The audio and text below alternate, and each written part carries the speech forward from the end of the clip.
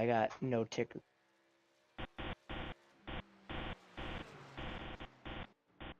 Good evening, race fans, and welcome to Week 7 of the Triple M Pulling Truck Series Nazaras, the Friday night edition. Tonight we are at Darlington Speedway for the Acme Markets 200 here in Darlington County, South Carolina, where these drivers are going to be taking on the Lady in Black, the ever so tricky oval, as you are looking right now of our track map tonight. Kind of a wide open turn 1, funneling down to a very tight turns 3 and 4. Right now, the racetrack, well, even all throughout the night, the track is only going to be about a lane and a half, 2 lanes wide. But a lot of side-by-side racing is going to be very tricky tonight. A lot of these drivers are going to have to survive 150 laps around this beast and ultimately try to come away and survive. Right now, we are looking at about 3 minutes left to qualifying.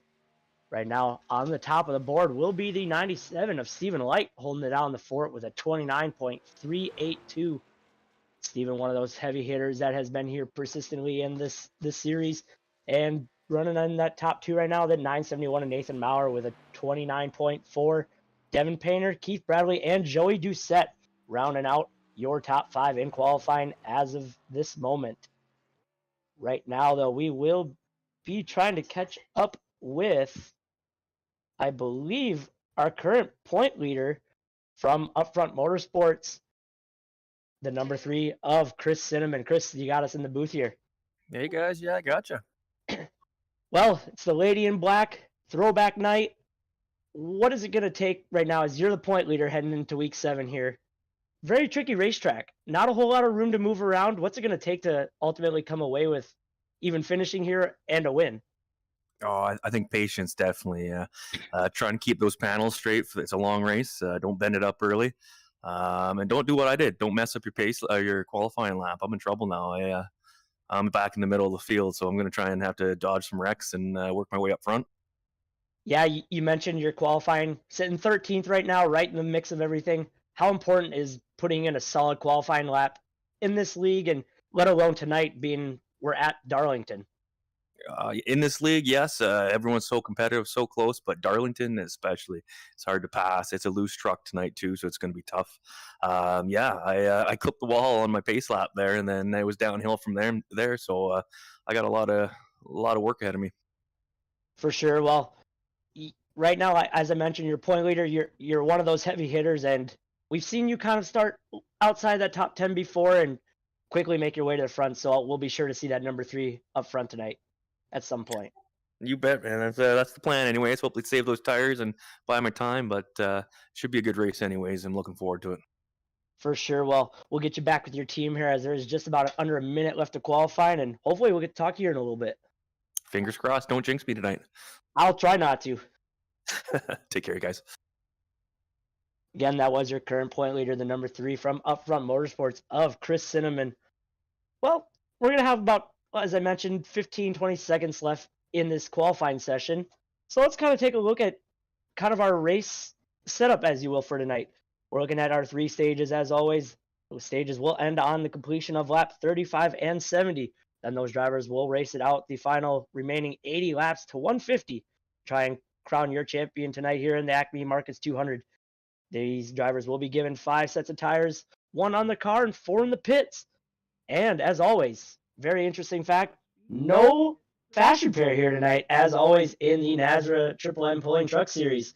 So definitely as we go throughout this race, talking to Chris there beforehand, gonna need to survive, gonna need to be able to make it throughout this one and be there at the end. But as qualifying has expired, it is time to go through your grid here for the start of your race here tonight in Darlington. Starting off on the front row is going to be the 97 of Stephen Light, and to his outside, the 971 of Nate Maurer. Second row will be the 99 of Devin Painter, and to his outside, 29, Keith Bradley. Third row will be the 16 of Joey Doucette, and to his partner on the outside, the number 2 of Justin White. Fourth row will see the 43 Blake Lothian, and to his outside, the 13 of Michael McKinnon. Next row back will be the 23 of Stephen Thomas, and to his outside, the 45 of Dana Shepard.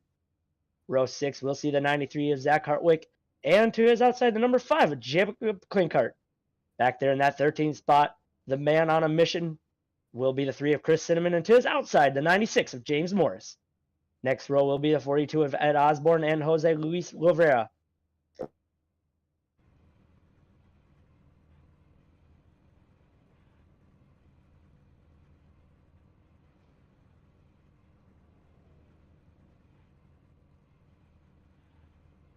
Spot, the number 77 of Johnny Lawrence.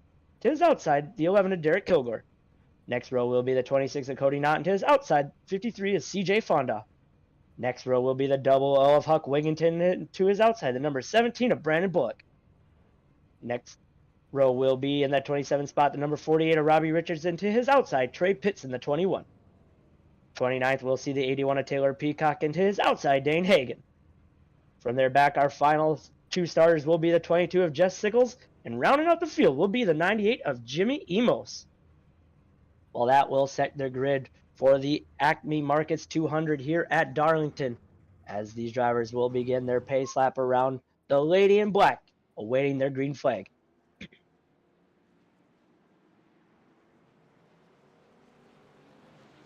You are looking right on board there with the 971 of Nathan Maurer.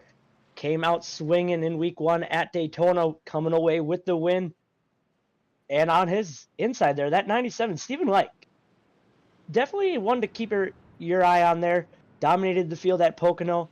Always seems to be one of those drivers up front. And as we talked earlier with Chris, starting position is going to be a lot tonight. And just having that open track, having that open field to kind of run your lane is definitely going to pay off for him. So having as much starting position as possible is going to be a key advantage here tonight, to trying to stay clean and trying to be there at the end of this one.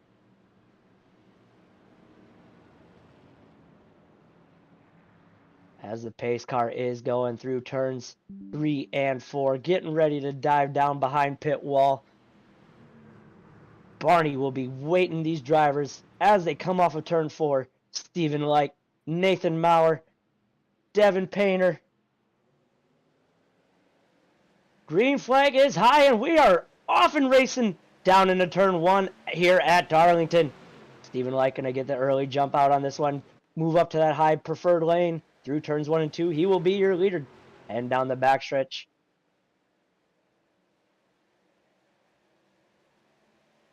A little bit of shaking, moving around back there. I see a car wrecking back there. Not quite sure what happened. One thing to keep in mind, this track, fresh tires, these trucks are very loose as we're looking right now on a replay. Get a little bit of a glimpse at what happened back there. It looks like someone may have just gotten loose off of turn 2. Oh! Not sure who that is. I believe that was the 77 of Lawrence. And that is confirmed. The 77 of Johnny Lawrence did lose it off of turn 2 there. Came back up into traffic. Not sure who we all collected in that. Oh. And just nothing he can do after that. Comes up back into the racing surface. Not sure who we all collected with that. No caution has been brought out. Looking at results right now, that will collect the 21 of Trey Pitts as well.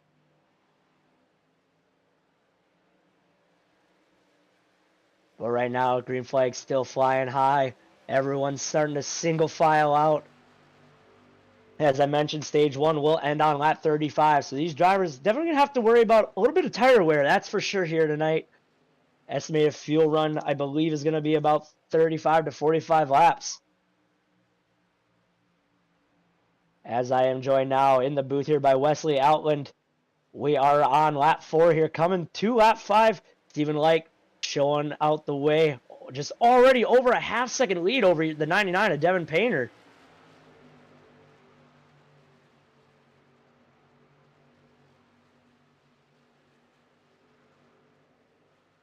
Looking on board right now with that number 97 showing the way through the field. Already coming up on lap traffic.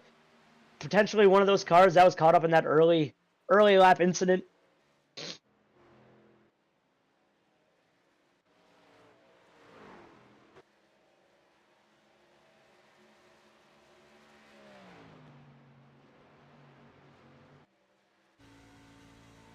Ryan on board right there with the Racing for Autism, number 97, Stephen Light, coming up on the 39 of Dane Hagen, I do believe. Trying to put him down a lap early on in this one. As you see Stephen Light drift up high up alongside that wall, down into turns 3 and 4. Gets run down the front stretch. Starting to pull away from that second place runner, David Painter, right now.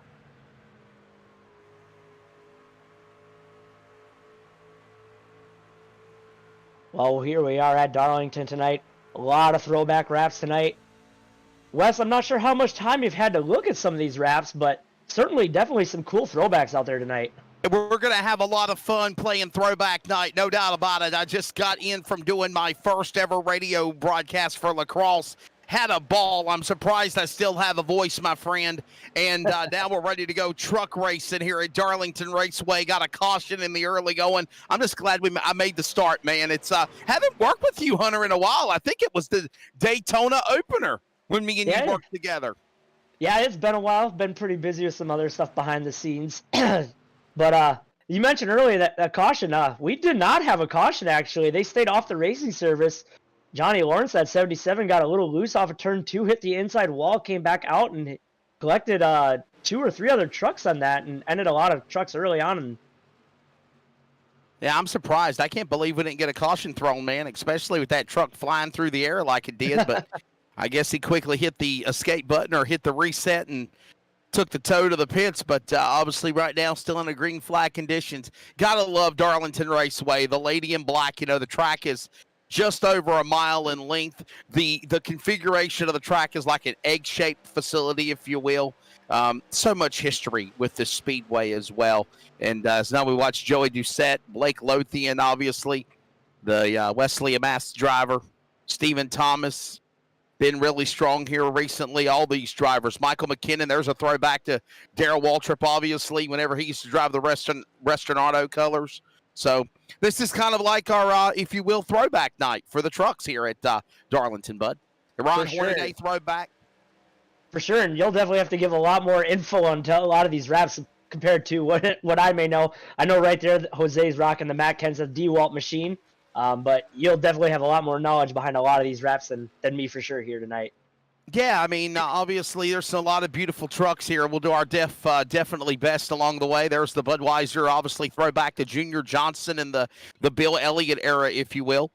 To the Budweiser King of Beers for Derek Kilgore. Ron Hunter, man. Hey, I got to give props to Ron Hunter, my buddy in the Hunter Performance Motorsports number 30. He runs in the Northwest Racing Series Trucks and Cup, and he had a flawless run at Daytona. Got himself in pretty good positions for those races. There is the Dana Shepherd throwback. Obviously, the 45 is the Spree colors, if you will, to win the late Kyle Petty. His son, Adam Petty, drove that car back in the ARCA days from Putney, Vermont.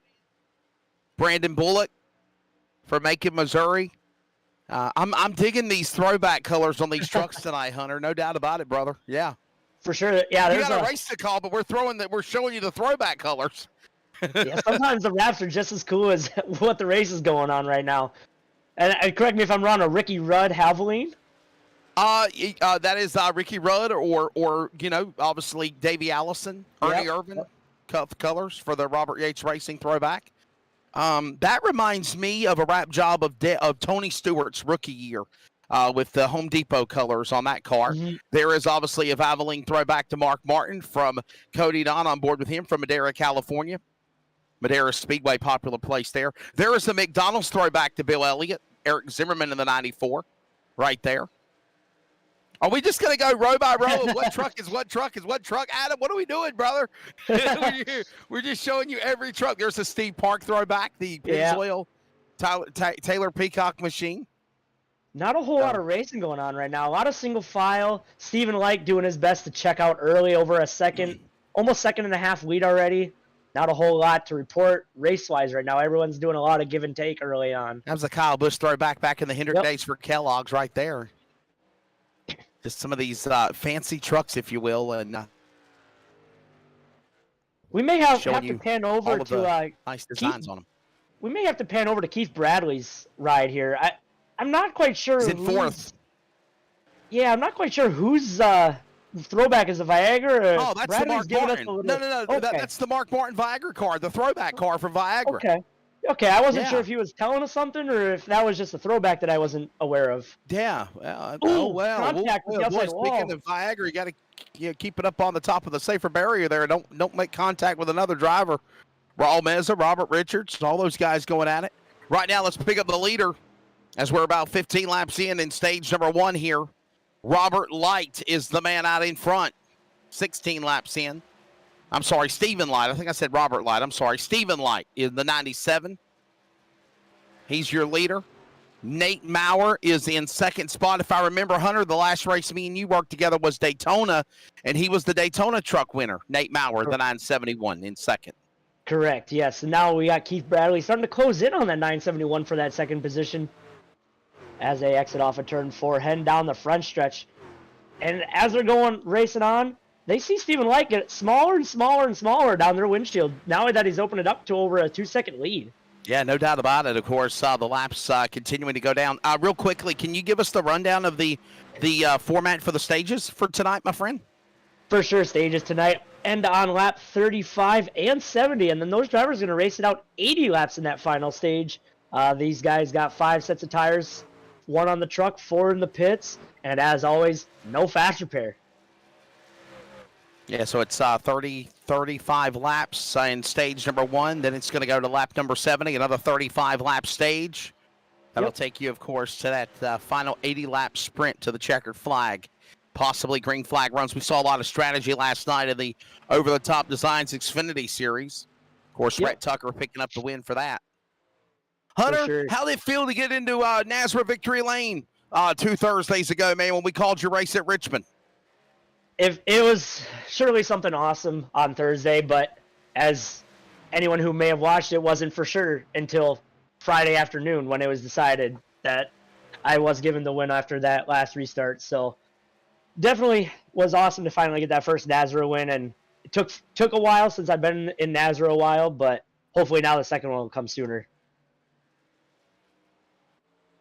Well, right now, Stephen Light is still the leader. Nate Maurer, there's Keith Bradley. They're 1, 2, and 3 working their way off of the front straightaway here at the Darlington Raceway down the front stretch. Of course, now Devin Painter and Justin White is currently your top 5 drivers as it stands. As right now, we also look at Blake Lothian, Stephen Thomas, James Morris, Chris Cinnamon, Joey Doucette, the top 10 as it goes here, as we're about 15 laps to go, Hunter, in stage 1 here at Darlington. For sure, and right now, I believe, I'm looking at the 11 of Derek Kilgore. He started deep in the field, started 22nd. He's already at plus 10 here in the first 22 laps of this first stage.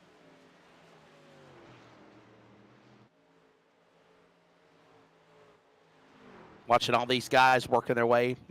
Obviously there's a Days of Thunder, City Chevrolet, Cole Trickle throwback. You saw that. That was before your time, wasn't it, Hunter? Do you remember Days of Thunder? Long before. I've seen the movie, but that's long before my time.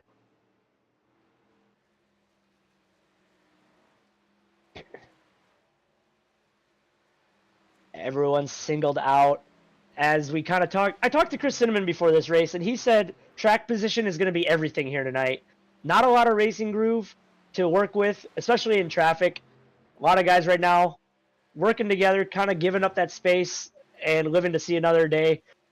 Are we going to see this as we have in previous Leagues West, where stage 1, nice and calm, easy, people are getting their flow, and then stage 2, caution fest? Yeah, I mean, like last night, man, believe it or not, we had 1 yellow flag. That was it in the race. That was an accident on track for the race last night at the Kentucky Speedway, won by Rhett Tucker. The other cautions were because of the end of the stages, and right now they're flying by here in stage number 1. Stephen Light in his own world, man. I mean, his interval is now almost 2.5 seconds on Nate Maurer. 4 seconds. Keith Bradley is back to the leader. So, yeah, right now watching all these trucks working their way across the line. There's the animal out of Lawrenceburg, Indiana, driving the Viagra. Mark Martin throwback. The Keith Bradley machine in third. Right now, they get ready to come to the line. Under 10 to go, Hunter. Yeah, and I don't mean to cut you off there, but you're looking right now at his front hood there. He's definitely got some damage he was closing in on Maurer there for a while for second, and you got to wonder if that damage is starting to hurt his truck there a little bit.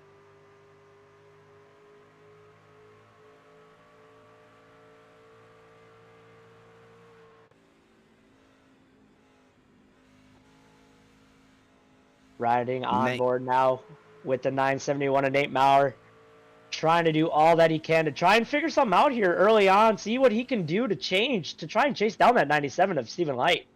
Yeah, of course, awesome images being brought in by Adam Flieger, as Stephen Light is the man that's leading the way. Nate Maurer second, Keith Bradley third, single file as they work their way back across the start-finish line. Justin White fourth from Athens, Tennessee, top five along with Devin Painter.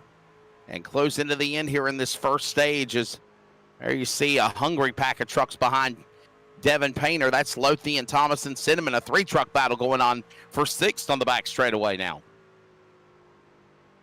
For sure, as we're going to have just, I believe, 8 laps to go in this stage. Stage points are everything, so right now those guys battling hard, 5th, 6th, 7th.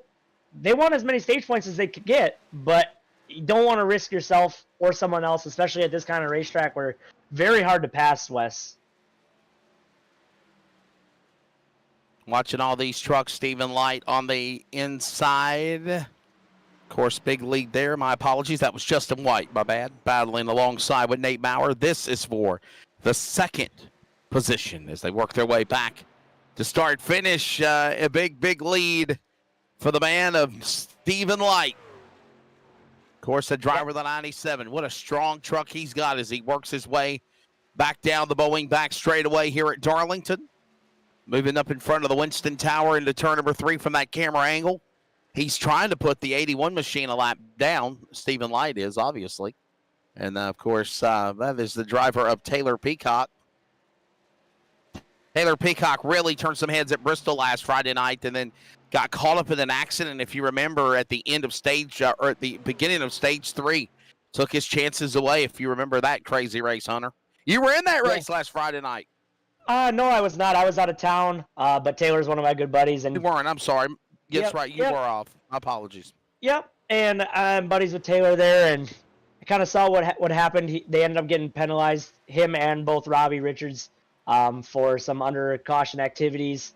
And I had to ask him, I'm like, what happened there? He kind of told me what happened. So unfortunate for Taylor. I know Bristol's one of his favorite tracks. He does really well at, and felt like he got robbed of one there.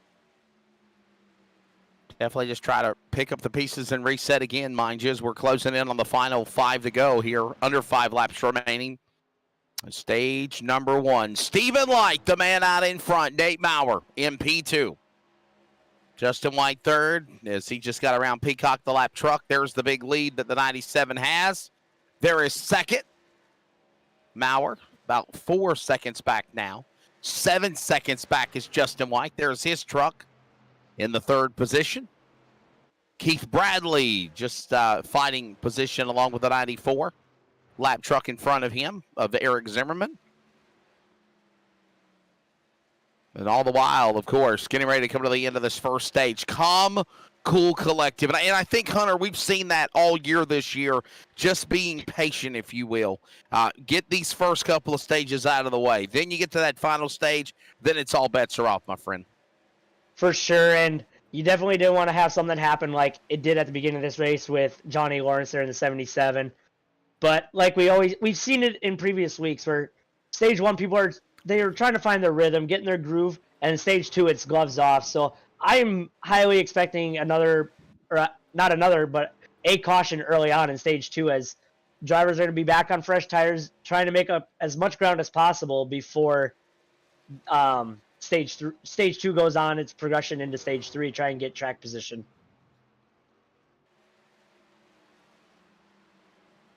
Closing in on the final couple of laps left to go in stage number 1. Again, as we all mentioned, it's pretty calm, cool, collective, and everybody else single file. Nobody is doing anything aggressive, fighting for position besides what happened to Lawrence Truck 77 in the early going. A calm night in this first stage here at Darlington Raceway as the final lap of stage number 1 is about to come to commencement.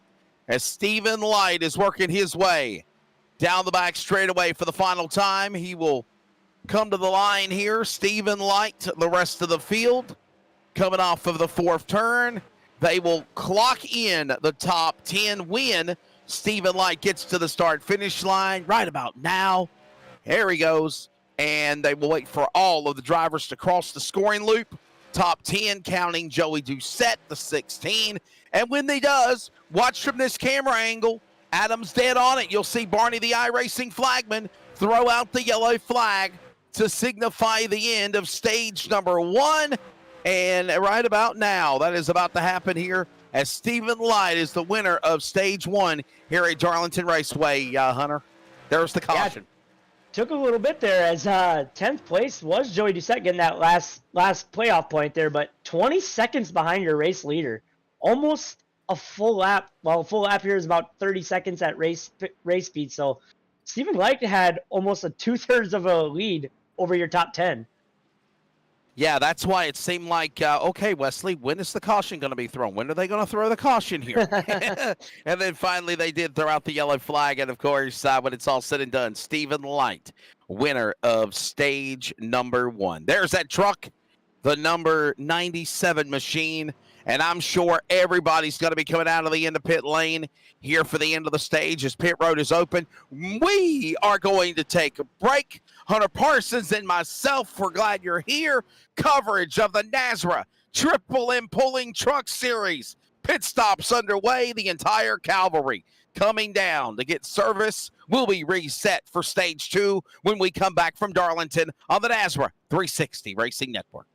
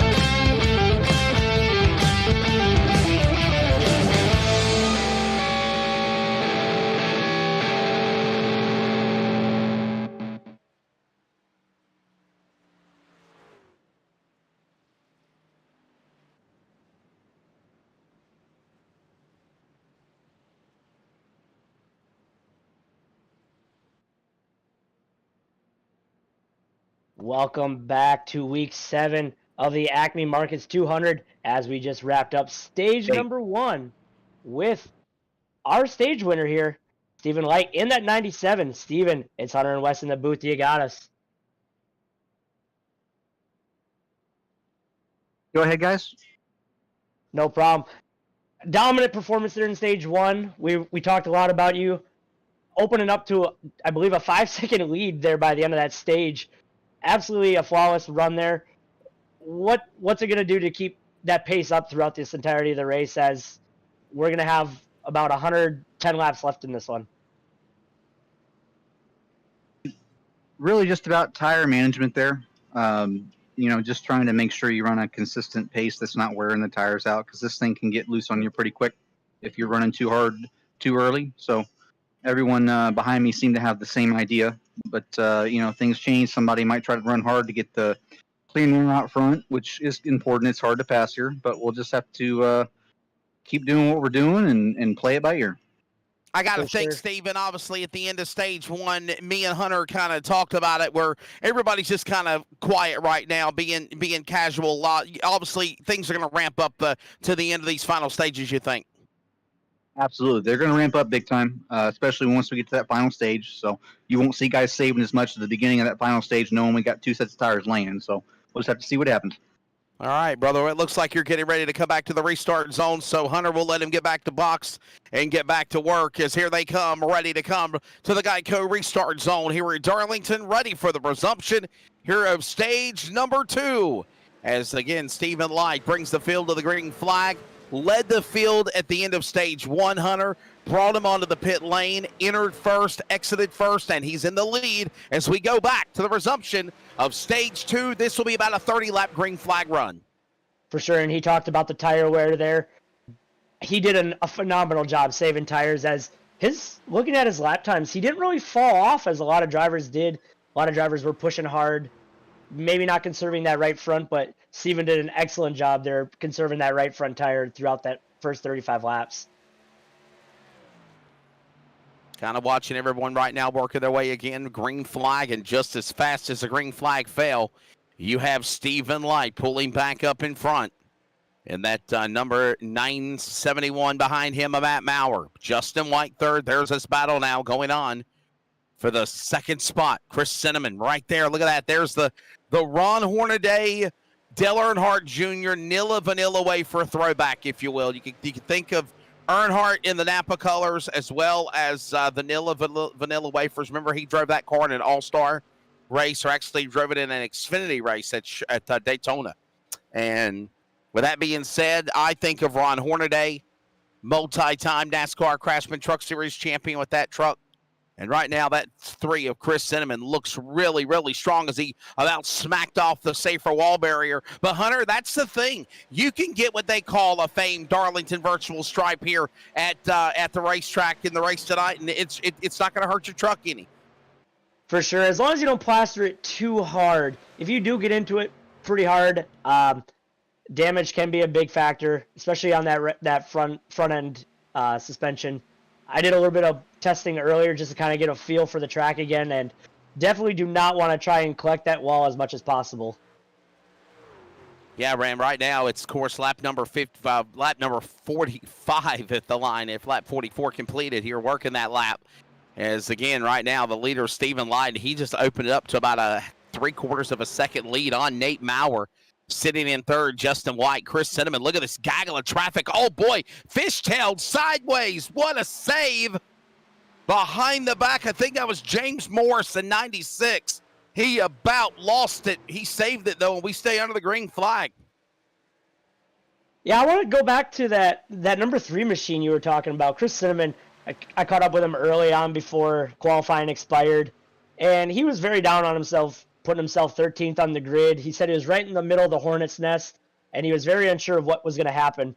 But as I kind of told him, he's qualified in the middle before, and he is not one to waste any time trying to get his way to the front. And here he is already knocking on the door of a top 3 run here before even lap 50. So he's doing what he needs to do, and I'm sure Chris has the speed and potential to try and get up there and maybe even challenge Steven here when it comes down to it. It is Stephen Light, the leader. Nate Maurer in the second spot. Justin White third. They ran right off the safer wall barrier down the back straightaway. And now they all hit the back stretch going to that third turn. Cinnamon, Lothian, Painter, Bradley, all in that mix. As all these trucks now. That was, by the way, the 11 of Derek Kilgore that about dirt tracked it a moment ago off the back straightaway, off the Boeing back stretch, if you will, or entering the back straightaway. They work their way back to start finish here at Darlington. And Stephen Light, there he is, gone. Maurer right there in second, comfortable. And Justin White there got a cavalry behind him. They're coming after him like he's in a snake's patch to the backstretch. Yeah, a lot of fishtailing there off of turn 2. From the driver's seat, and it may not seem like it on the broadcast, but when you're running that middle, the top lane off of turn 2, that backstretch wall does come up very quick. So you got to be careful if there's a car to your inside. You don't get too high and try and snake back down to stay off of it. Not to collect anyone there as we are riding on board with the 43 Blake Lothian, trying to put a little bit of a run together to try and get by the 3 of Cinnamon there. as we shift back to the 99 of Devin Painter. Yeah, another lap on the board. Of course, Stephen Light continuing to just pick him up, put him down, do exactly what he needs to do to just be patient, if you will, right now. Nate Maurer, again, this is Devin Painter on board with him in that 6th position as there's a battle going on for 5th and 4th. All that happening. This is on board with Chris Cinnamon in the number 4. Patience is the key, I believe, obviously. And you heard what Stephen Light said. They might be comfortable right now in stage number 2 on the get-go, if you will, Hunter. But by the time they get to that 3rd and final stage, you got 80 laps. It's going to be all bets are off. It's going to be a gutter war to go to the payout window to find out who's going to win this race. Yeah, we're going to see a lot of different strategies there in that 3rd and final stage. A lot of drivers probably going to take tires early, hope there's not a late race caution, or you might even see drivers stretch it out, but then that tire fall off, very critical as even Steven was talking about earlier. So going to be interesting to kind of see who bites it first and comes down pit road. Yeah, and I'll be honest with you, I do not see, if you remember, Hunter, last night in your race that you ran in the Over-the-Top Designs Xfinity Series at Kentucky, me and Will were in the booth. You could ask Adam Flieger, our backup emergency producer filling in for Tim Hammonds. I called it perfectly, didn't I, Adam? Remember about the pit stops, about fuel, how many laps they could go on a green flag run, and they had to make green flag pit stops to determine the winner, and that entire outcome came down to a spectacular finish down to the end between, of course, Red Tucker and I believe it was the Thomas car, when he smacked the wall on that last lap of the back straightaway and took his momentum away. But again, it was a great race, though, last night at Kentucky. Yeah, it came down between my teammate there, Rhett, and it was actually Hank Caston trying to... I'm sorry, the 36. That's right, Hank Caston, yes. Yeah, definitely. That pit strategy definitely shook a lot of things up. Thomas wasn't really up front running in that top 3, 4, 5 the entirety of the race, and he did a beautiful pit strategy that put him in 2nd for a while, and I think he ended up finishing 4th or 5th, so it definitely worked out for him. Some of the drivers, they pit later than what any of us in the RTR Discord would have thought, and it ended up paying off for him in the long run, so very interesting on how that all worked out for everyone. By the way, if you're watching along with the NASRA Triple M Pulling Truck Series at Darlington, Stage 1 has just concluded for the NASCAR Craftsman Truck Series, 2nd race of the 2023 season. 3 wide coming to the finish line, Zane Smith, Daytona Truck winner. He is also the champion of last year, and he just locked up Stage 1 at Vegas. So check it out. I always tell people, Hunter, put your big screen TVs up. Put one big screen TV for the NASRA broadcast. Put the other one on the FS1 broadcast of the NASCAR Craftsman Truck Series, and enjoy both angles of excitement, virtual and reality. And definitely, we're having a fun time here as we're closing in on 15 to go, man. Believe it or not, in stage number 2 at Darlington. Yeah, I gotta say, this is a very good group of guys that run on this Friday, as we call this almost the premier series. Being Darlington, I would have expected at least a caution or two by now, but these drivers are doing a very good job of doing give and take, as you're going to see Chris Cinnamon dive down below the number 2 of Justin White, trying to take over that third spot on the grid as they're coming off of turn 4. Justin White gets a little bit higher, but avoids the wall. Chris Cinnamon's going to fall back in pursuit behind that 2 machine of Justin White. Yeah, man, and Justin, a phenomenal battle right now. We're watching all of this take place. It is a great opportunity to see what drivers can kind of pull the trigger, break out of line, show that they can go single file on their own, and try to make a run after Stephen Light or Nate Maurer. Because right now, to be honest with you, as we're closing in on the end of stage number 2, this race flying by very quickly, if you will, Hunter Parsons. We're seeing the top 2 dominant trucks, but again, there's still a long way to go in this race.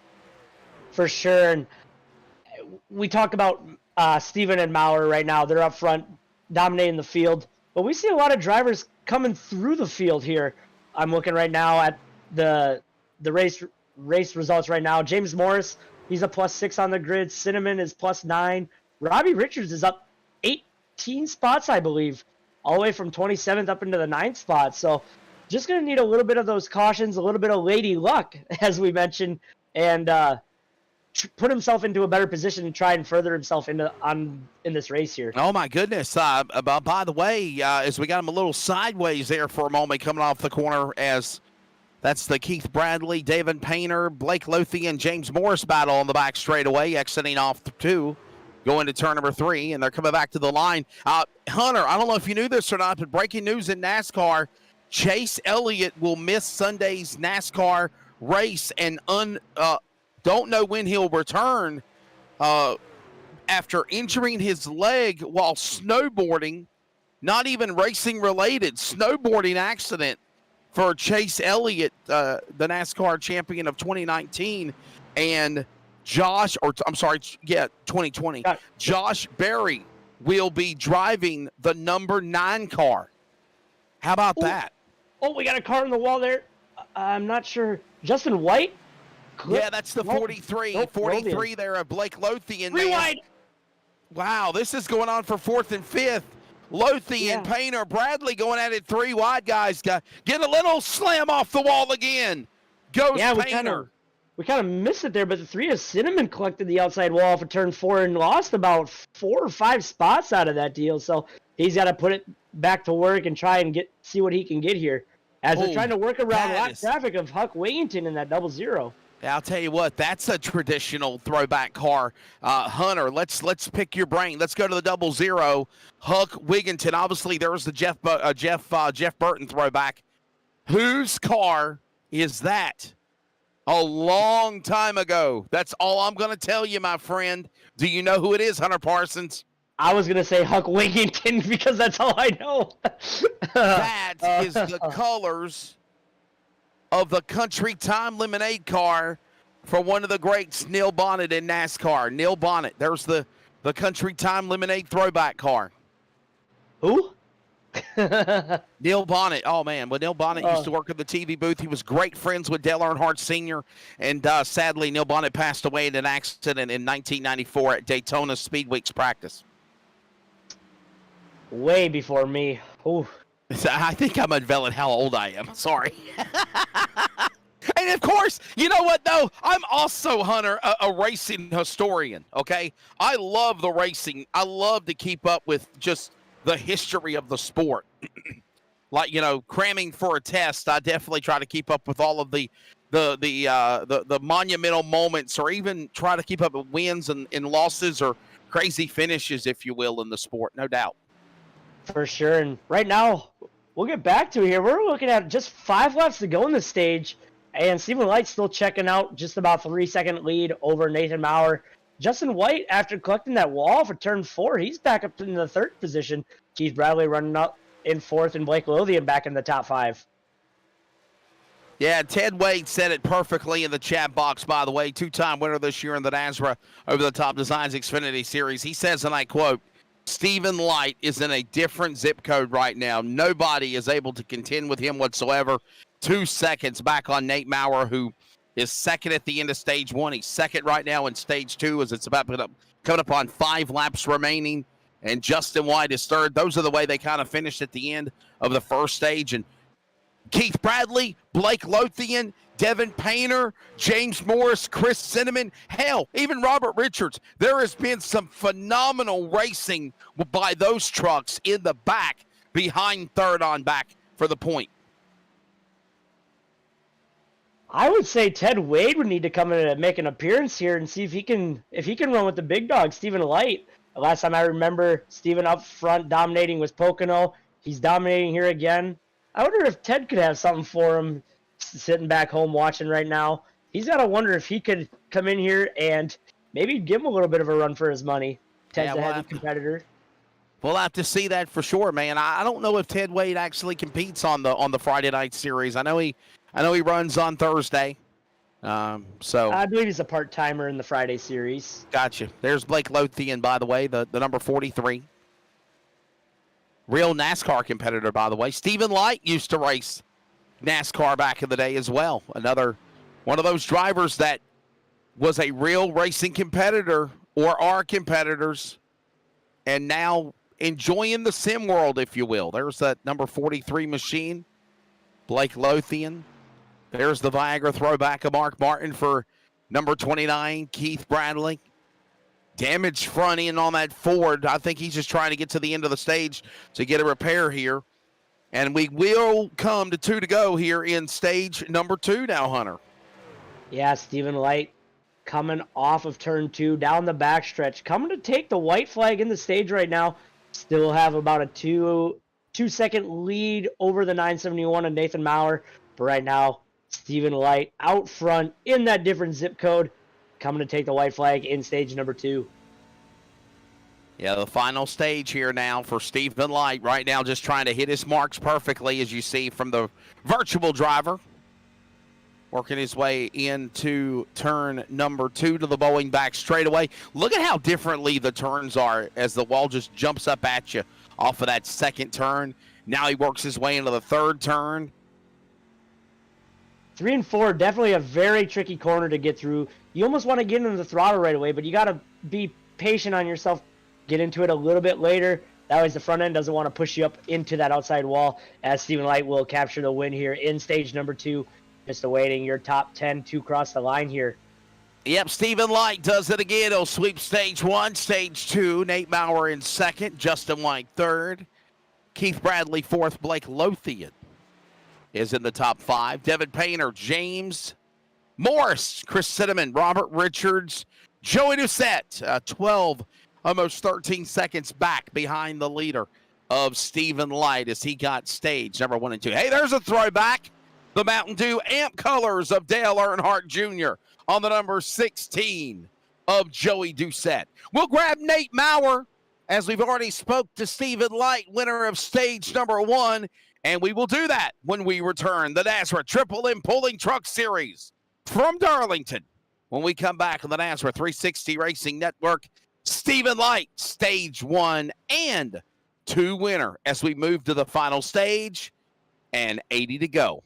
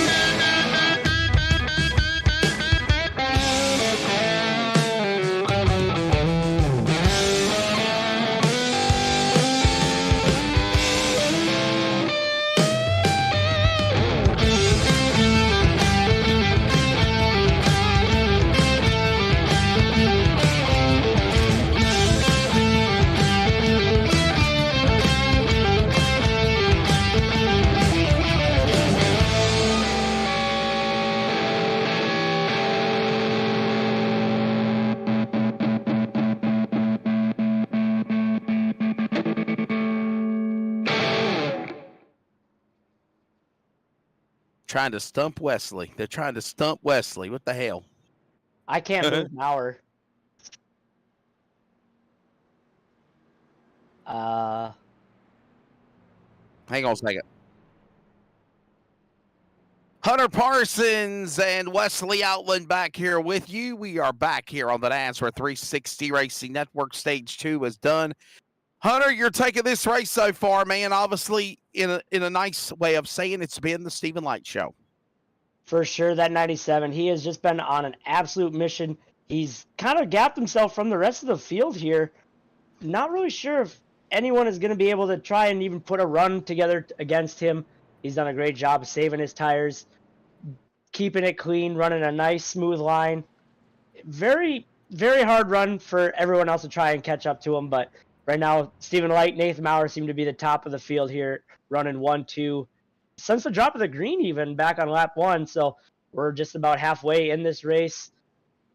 Now we're starting that final stage here. We're gonna have to see if anyone else out there has something Hunter. for these guys.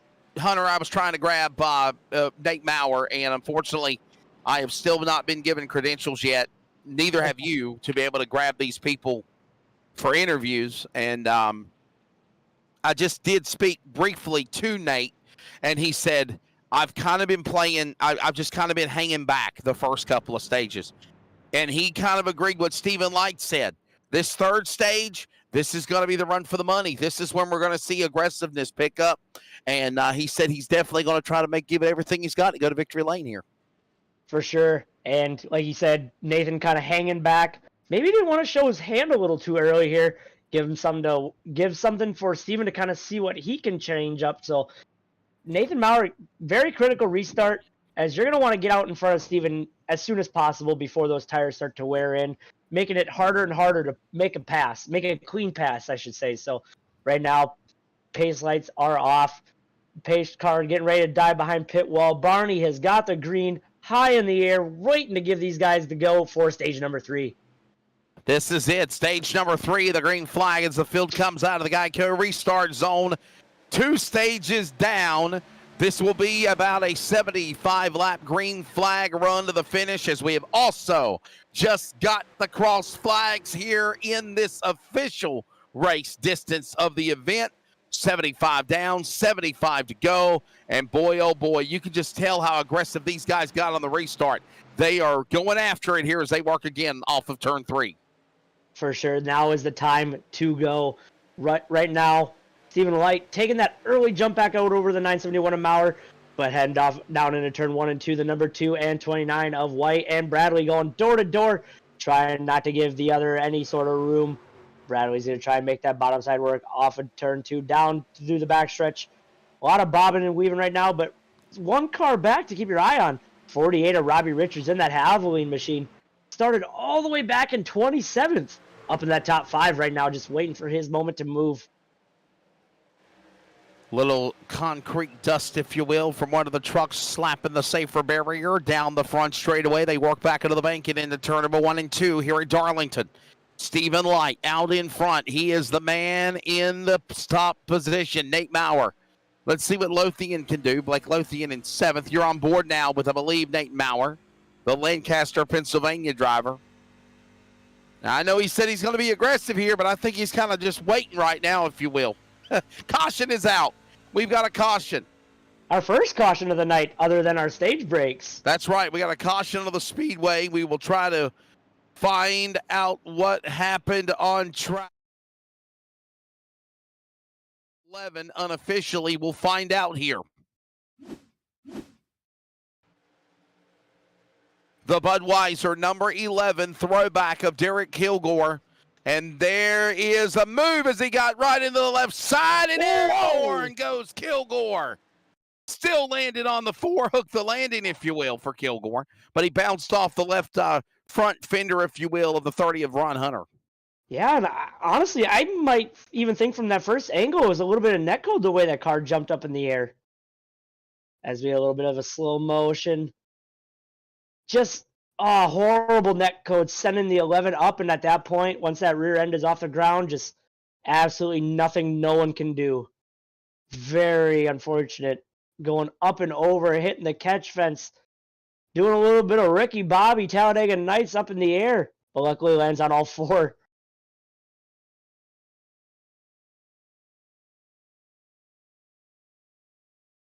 Well, there is another look of it. We're going to look at the judge. I think he's going to give that one a 10.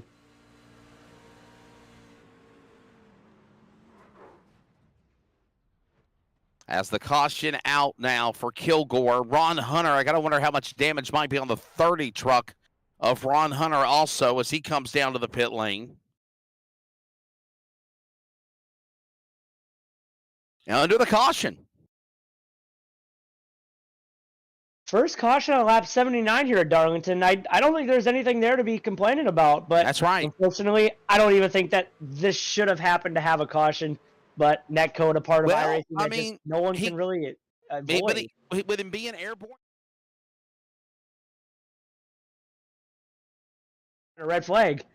But So I don't I- think the netcode should have happened. Is I got you. the point. So I've been told from somebody, Hunter, and of course, you know, I've never done any iRacing race a day in my life as far as just doing broadcasting.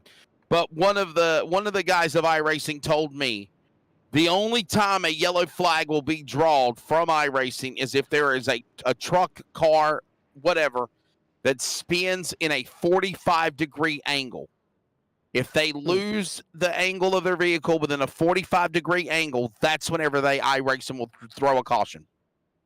I believe so, yes. As long as I think, and it depends, I believe, on the track too. So Daytona, Talladega, obviously, if one car is spinning that little bit, I don't think it throws a caution. It's going to require a 2 or 3 car wreck to initiate a caution on the racing surface. So, I mean, the one car here makes a lot more sense. Some of these smaller tracks, but I'm not exactly sure on the angle or anything like that. But definitely one or more cars on bigger tracks, or two or more cars on bigger tracks and one on these intermediate short tracks.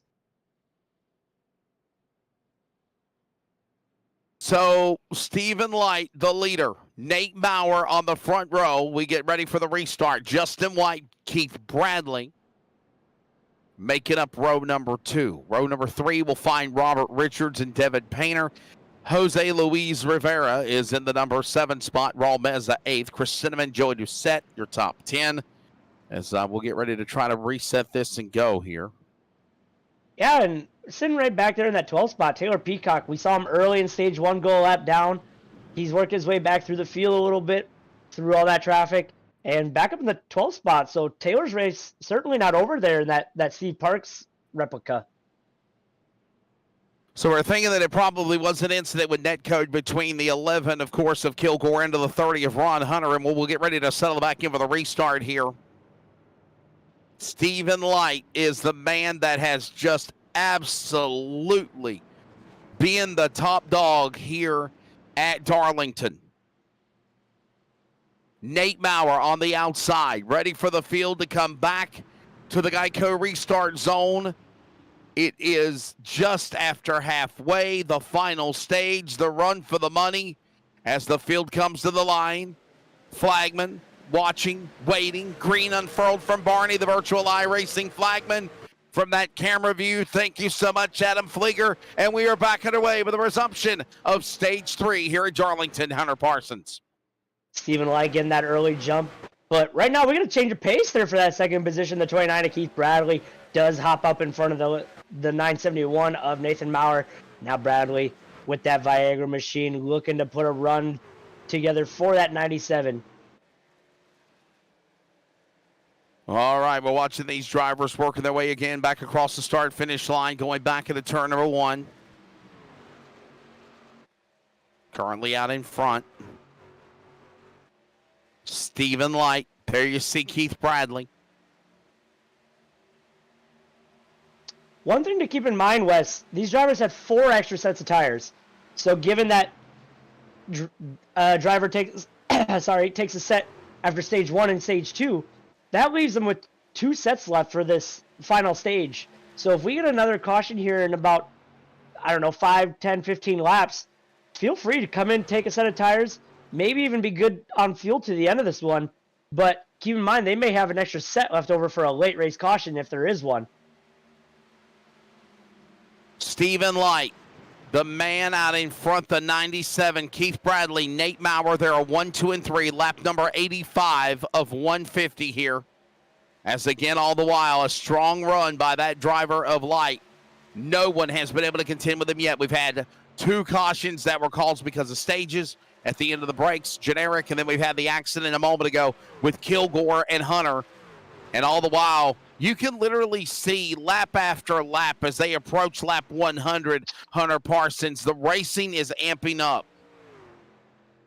Yeah, right now they're top 5 all singled out, but right now we got a battle for that 6th spot between Jose Luis Rivera and Robbie Richards in that 48 and 20 machine, as they say that they start to single file back out. But very hard to pass here. You almost have to do it in one corner. If you can't get it in that first try, fall back in line, reset, try again. You don't want to be racing side by side, especially being on that bottom lane. You're definitely going to eat up that right front tire a lot more, a lot harder, and giving that outside guy almost the preferred lane, a little bit more momentum down into the front and back stretch. So you got to be very strategic on how you want to pull off this pass. This is on board with the Texaco Haviland colors of Robert Richards. If you think of Texaco, you have to think of some of the drivers that have driven those cars. Of course, you think of Davey Allison, the late Davey Allison. You think of Ernie Irvin. You think of Kenny Irwin, Ricky Rudd, Dale Jarrett. I think those are probably the names of the drivers that I could think of that had the stint of driving the Haviland car, for sure. Yeah. I almost feel like we should have called this race by their throwback names instead of who they actually are. Matt Kenseth chasing down Ricky Rudd. Hey, by the way, shameless plug. Speaking of throwback cars, can I give a plug for somebody? It's a racetrack. Oh, Rockingham Speedway, of course. You know, one of the radio networks I work for is CRN, and we have a contract of broadcasting a lot of races at Rockingham Speedway. We did the races last year. We're looking forward to doing them this year. Of course, unfortunately, due to other contractual obligations for the weekend, we're not able to do this one. But I want to give a shout out to Rockingham Speedway. They just repaved that racetrack. And speaking of throwback cars, if you will, if you're in the Rockingham Speedway area, Rockingham Speedway is having their second annual open house tomorrow. There will be Allison Legacy Series racing, vintage stock car racing as well. The vintage stock cars, kind of like the throwback cars, if you will, Hunter Parsons, that we were talking about, the cars of old. And I don't mean that in a disrespectful term.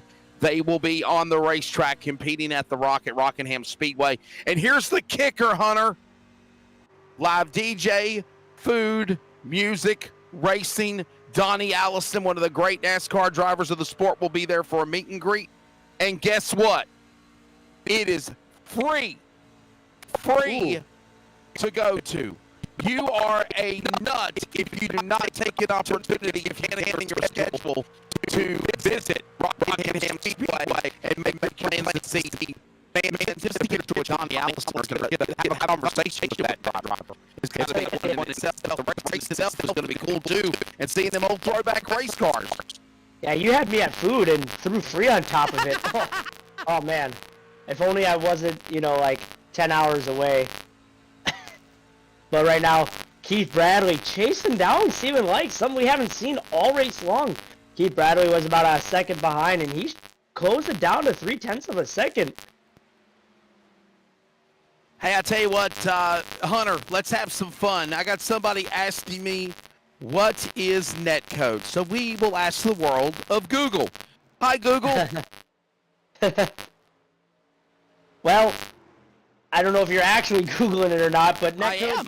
Oh, I was going to say, in iRacing terms, basically, if one or two drivers, doesn't really matter which one, their network may not be almost perfect. Here you go, Hunter, A listen. little bit of a flaw. Okay, go for it. According to Wikipedia, netcode is a blanket term most commonly used by gamers relating to networking in online games, often referring to synchronization issues between clients and servers. There you go.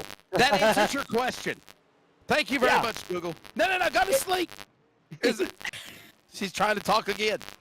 Yeah, that was a very technical term for it. I guess to break it down, super simple for iRacing.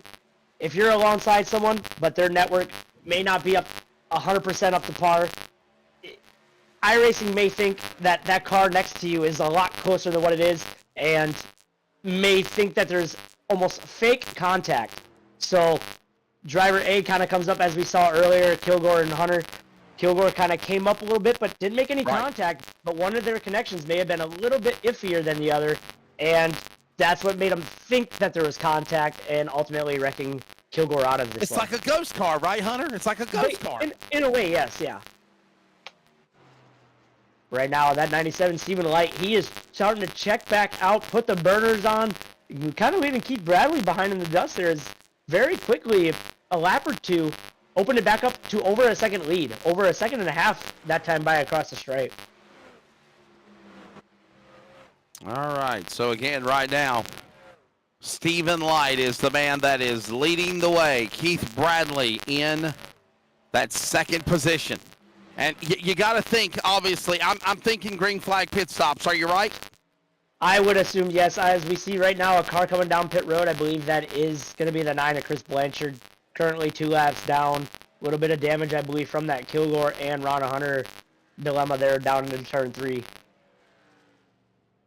Here we go. We welcome you to coverage of the Triple M Pulling Truck Series Acme Markets 200 tonight on the NASCAR 360 Racing Network. I'm Wesley Outland.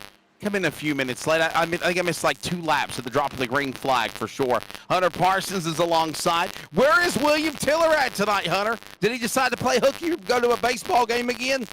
I think he had his mom call him to the school, called him out sick and out having fun tonight. But here we are. We're having fun watching Stephen Light just absolutely demolish the field here tonight, opening up to almost a 2.5-second lead. Another second between those 2 laps ago when we checked in the timing between him and Bradley. So right now, Stephen Light taking these guys to school, but Will Tiller missing out on class today. I got you. I hope he gets. If he's not feeling well, I hope he does get to feeling better for sure. Oh, I think he's fine. He's at the arcade. Oh, but there's nothing wrong with going to the arcade. Hey, listen, I do follow him on Twitter, and I know he does do a lot of iRacing broadcasts. Hell, probably some more than me. So I mean, definitely enjoy working with him. There's the animal, Keith Bradley. Keith Bradley from Lawrenceburg, Indiana, has moved up to second as Nate Maurer tries to battle to get the second spot back on the inside as they work their way. Oh, I think he just smacked the wall off turn 4. Yeah, I almost think the 29 of Bradley started this third stage.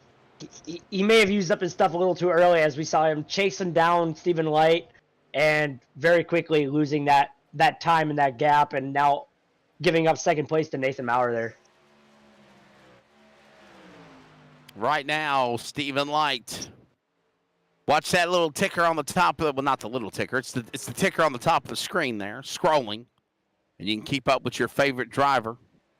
Stephen Light is the man out in front. Nate Maurer second. We are, by the way, 100 laps over in this race as we've completed triple digits now, closing in on the final 50 laps, if you will. Under 50 remaining.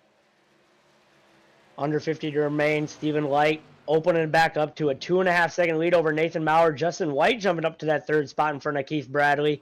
3.5 back from your race leader. Bradley in the 4th, and Devin Painter in that 99 running out in the 5th position. Yeah, it certainly is. Of course, in 6th is going to be Joey Doucette. Chris Cinnamon is 7th. Jose Luis Rivera is 8th. Raul Meza 9th, and Blake Lothian now moved up to 9th. But Raul Meza will fall back into the top 10. You're on board now with the 99, Devin Painter. That is the Jeff Burton X-Side Batteries throwback, if you will.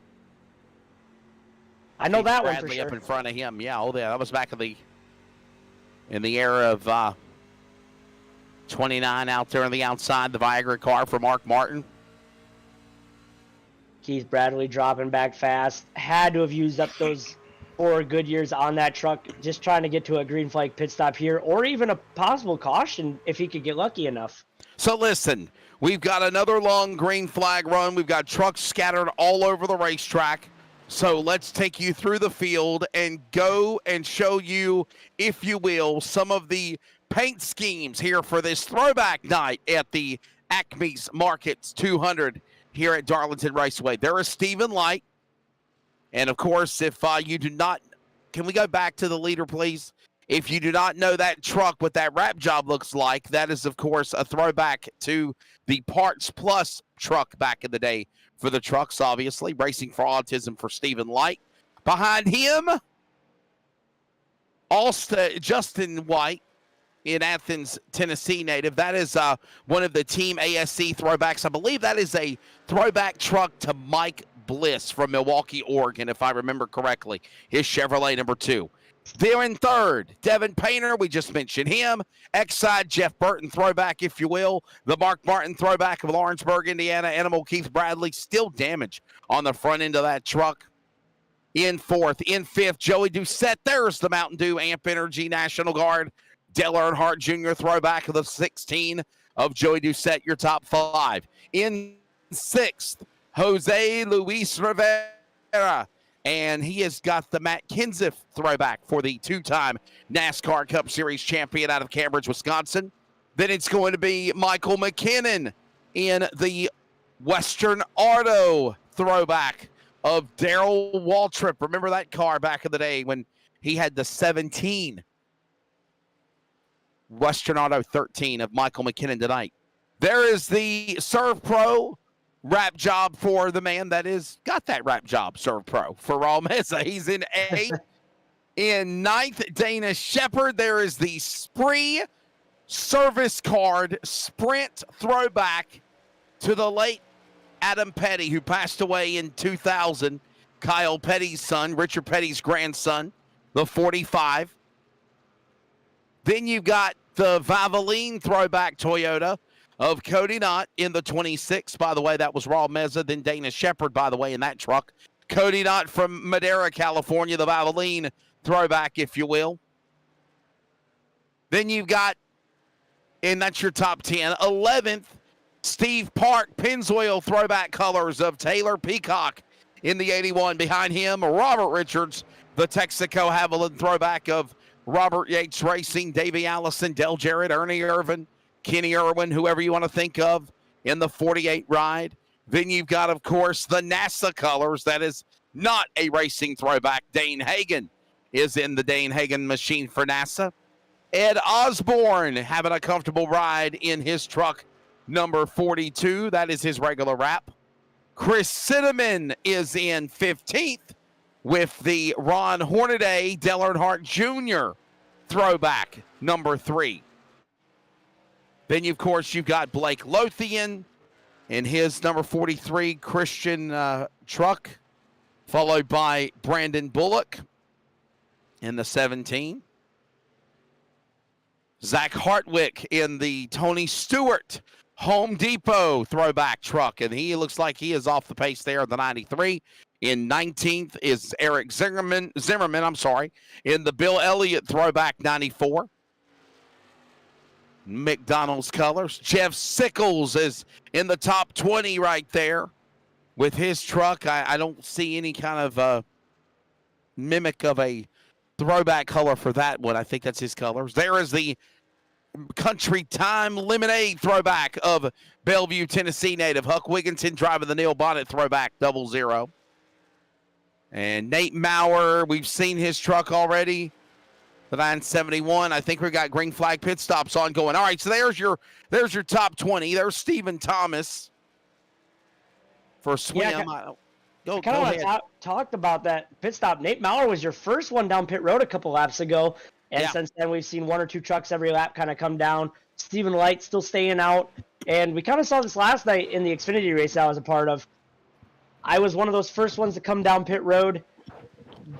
Almost gained my lap back under green flag, and almost kind of bit myself pitting a little too early. I should have waited it out a few laps, and I think that's what Stephen Light is kind of doing right now. He's buying his time, and he's kind of hoping that this one's going to stay green to the end because he's going to have a lot of fresher tires, newer tires than some of these guys who have pit already when it comes down to that lap 140, 145 or so before the end of this one. So I think Stephen might be onto something as what happened with last night with Rhett Tucker staying out a little bit longer, Dustin Scruggs, and ultimately paying off for those guys there at the end of that race. And by the way, obviously, Stephen Light has yet to pit, as all these other drivers like Raul Meza, Cody Knott, Robert Richards, all making green flag pit stops here. They're going to have to pit. The question is, when do you come in, and are you at a disadvantage now if you're Stephen Light because you literally let other guys undercut and pit ahead of you? Yeah, and I'm seeing it right now as I'm in the lobby watching these guys, and Stephen Light might just have a big sigh of relief as second place all night, that 971 Nathan Maurer, he was the first one down pit road. He unfortunately lost connection to the server, so he is out of this one tonight. Not sure if he had some bad weather or a computer crash, but Nathan Maurer out of this one tonight here in that 971. So that's going to hand Wow. over second to Justin White before this pit stop happens. So Man, gonna and be here a big comes the shakeup. leaders. Here come Yeah, the gonna be a- leaders, my friend, on the pit road, as you just mentioned. That is heartbreak, by the way, for Nate Maurer. Whatever happened to him, it's took him out of contention there, but such a strong run. And now Devin Painter will cycle around as the leader, as Light, White, Bradley, Doucette, Shepard, all of these trucks have gave up the top 10 to come to the pit lane for, can you say, the money stop of the race. Now, I really believe this. They got another set of tires, as we see the 99 of Devin Painter peeling off to come onto the pit lane. If we get a late race caution, make no doubt about it, I really think they're coming to the pits, but this is the money stop right now to try to decide the race finish. For sure. And right now, I don't know if I would have came down all 4 or 5 of those trucks at the same time following Stephen Light. Stephen has been one of those drivers. Well, he has been the driver tonight. And if you wanted to try and beat him, you probably would have had to try a little bit different of a pit strategy. I wouldn't have followed suit with him. As we're having a wreck down the backstretch, that's going to be your number 2 of Justin White, making contact with a car coming on the racetrack, meeting the inside wall. Justin Wow. White, he was literally in the top 3 most of the race in the stages. Incident while coming back, blending onto the racetrack. Oh my, that's actually, man, that's. Not sure. It is the throwback of Tony Stewart. I know that much. Can't remember who had that one here tonight. Zach Hartwick. It's Zach 93. Hartwick, the 93. Him and So- the 43 Olovian, I believe. Yeah, let's watch this. And then nowhere to go for. There's Hartwick in the wall, slams the safer barrier, tags in front of Lothian. Lothian and then Hartwick take out the deuce of Justin White. He slams off the inside safer barrier, gets the front truck of the right side airborne, comes down all 4s, slides back up in front of the field, smacks the outside safer barrier, and that puts us under caution. Here's the deal.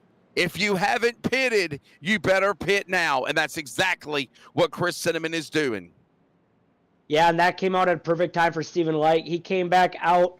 He was on the lead lap when that caution came out, so no need to do a lucky dog or anything like that. So Stephen going to inherit the lead back at the start of this green flag run again here when we get going. Caution out. Stephen Light now still the man up in front, even after pitting. That's how good that truck has been. He is the driver that everybody has been gunning for. We take a break. We close in on close to over 30 laps to go. We're back in a moment again here for the Acme Markets 200 from Darlington, the NASRA 360 Racing Network.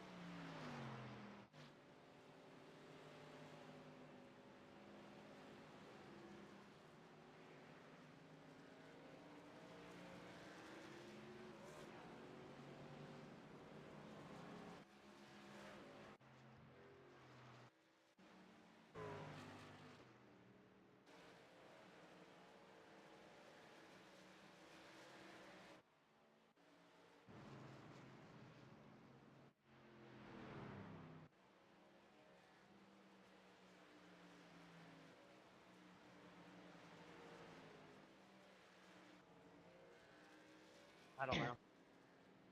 Well, as you're watching here, Hunter, a crazy turn of events. I was expecting some of the drivers a lap down or more, a lap down that took the wave around that didn't pit to go back on the lead lap to the tail. But we've got even Stephen Light passing the pace car. I'm trying to understand what's going on here, bud. Yeah, without being in the session myself as Now a he's driver, slowing down. Now he's slowing down.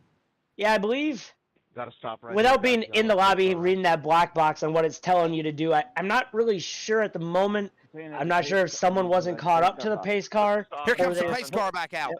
or if they were supposed to pass the pace car already and they didn't, and they waited too long. I'm not sure.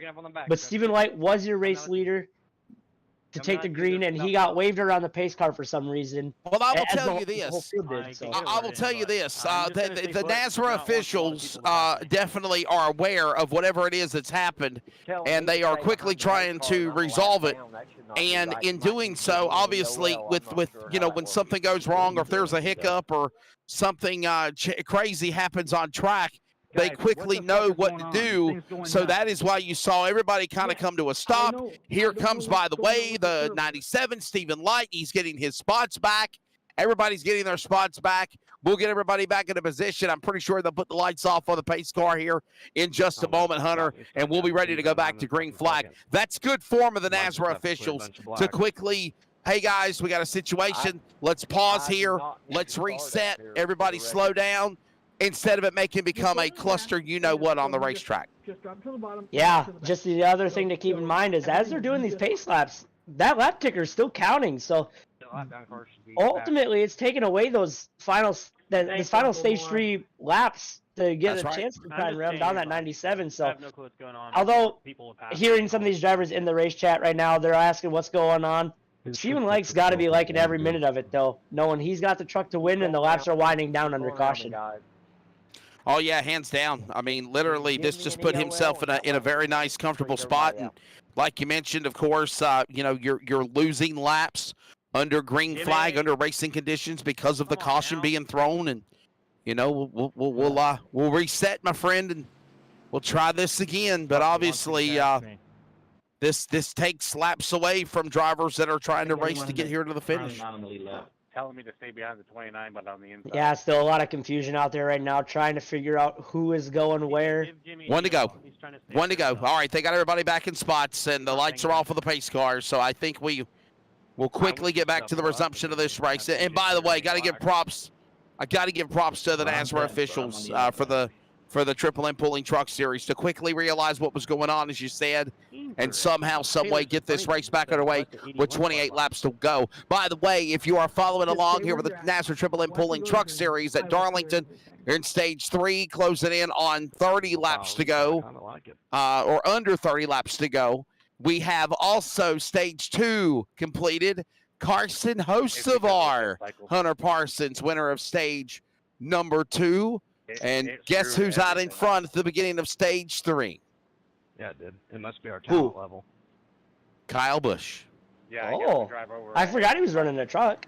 He's tonight. running all 3 races this weekend, actually, bud. Yeah, first time in a few years, I believe.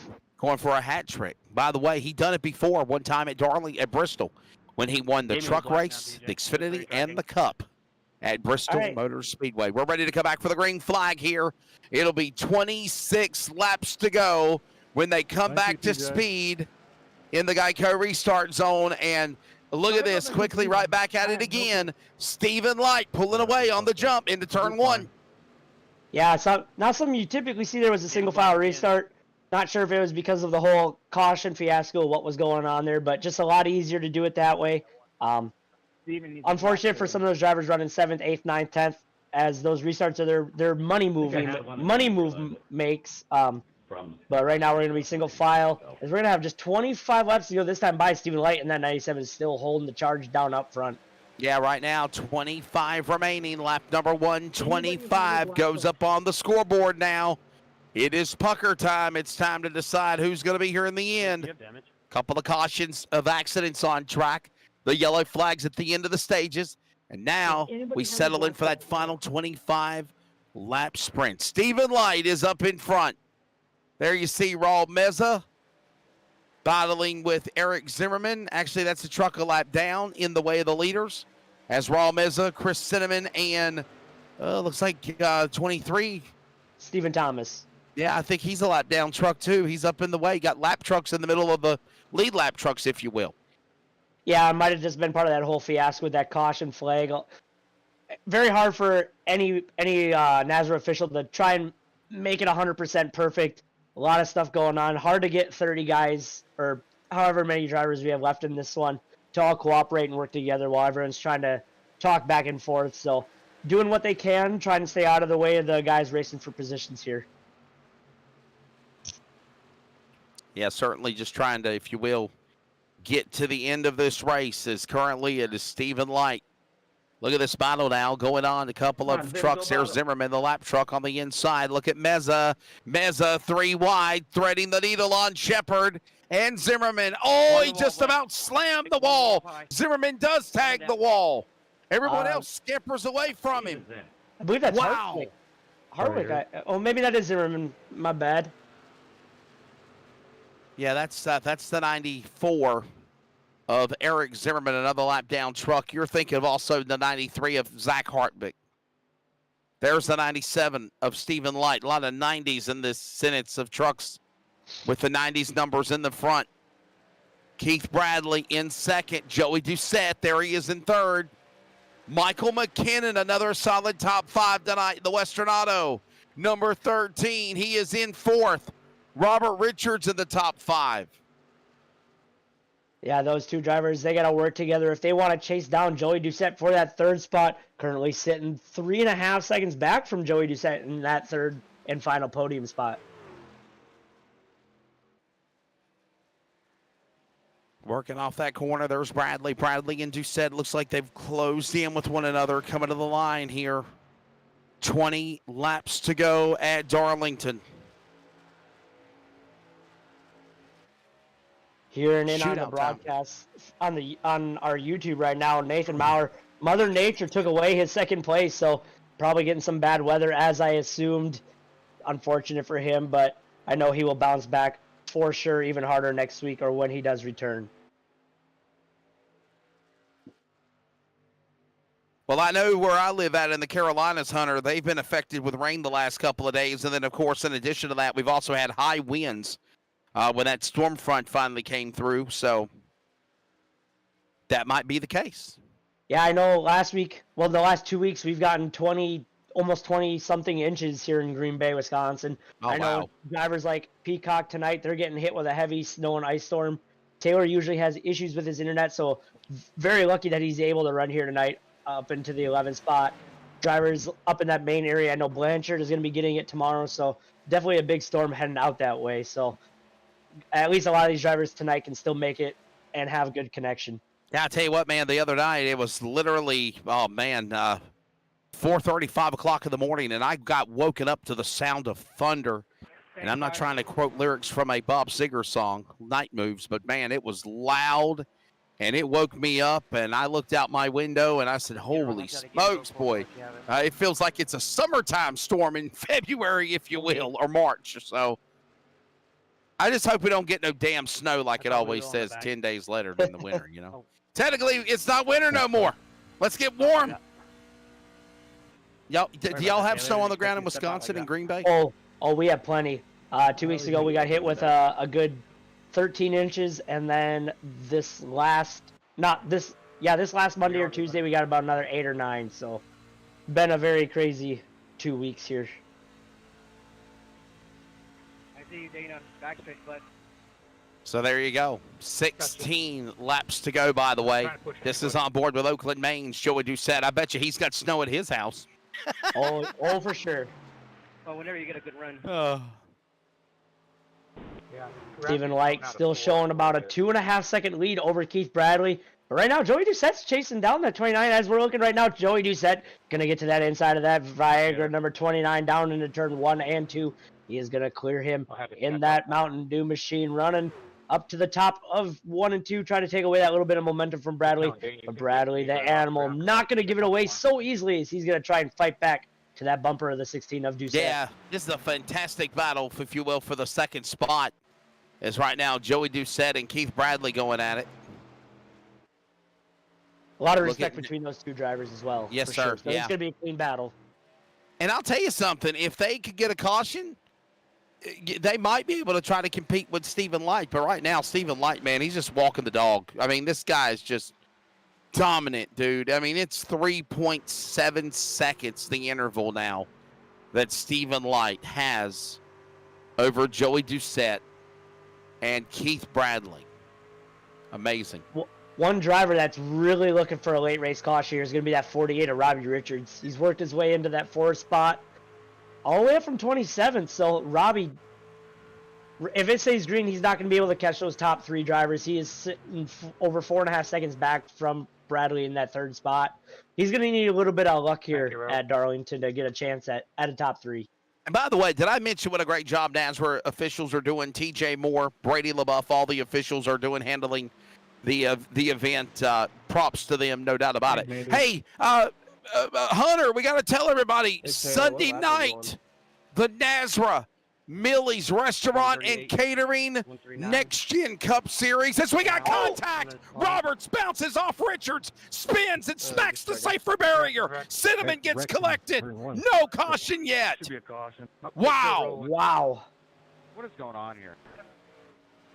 No Holy caution yet.